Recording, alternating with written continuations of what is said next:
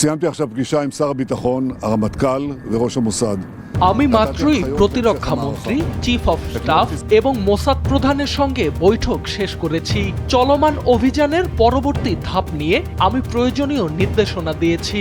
গতকাল আমরা স্বৈরশাসক খামেনিকে নির্মূল করেছি এবং তার সঙ্গে এই দমনকারী শাসন ব্যবস্থার ডজন খানেক ঊর্ধ্বতন কর্মকর্তাকেও খতম করা হয়েছে। আমাদের বাহিনী এখন তেহরানের কেন্দ্রস্থলে ক্রমবর্ধমান শক্তি নিয়ে আঘাত করছে এবং আগামী দিনগুলোতে এই আঘাত আরও জোরদার হবে। তবে সময়টা বেদনার। গতকাল তেল আবিবে এবং এখন বেইত শেমসে আমরা আমাদের প্রিয়জনদের হারিয়েছি। শোকাহত পরিবারগুলোর প্রতি আমার গভীর সমবেদনা রইল। ইসরায়েলের নাগরিকদের পক্ষ থেকে আহতদের দ্রুত সুস্থতা কামনা করছি। আমরা এমন এক অভিযানে রয়েছি যেখানে আমাদের অস্তিত্ব ও ভবিষ্যৎ নিশ্চিত করতে ইসরায়েলি প্রতিরক্ষা বাহিনী অভূতপূর্ব শক্তি প্রয়োগ করছে।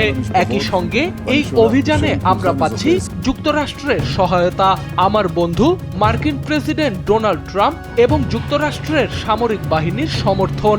এই সম্মিলিত শক্তি আমাদের সেই কাজটি করার সুযোগ দিচ্ছে যা আমি গত 40 বছর ধরে করতে চেয়েছি, সন্ত্রাসী শাসন ব্যবস্থার মূলে সরাসরি আঘাত হানা। এটাই ছিল আমার প্রতিশ্রুতি এবং আমরা সেটিই বাস্তবায়ন করব।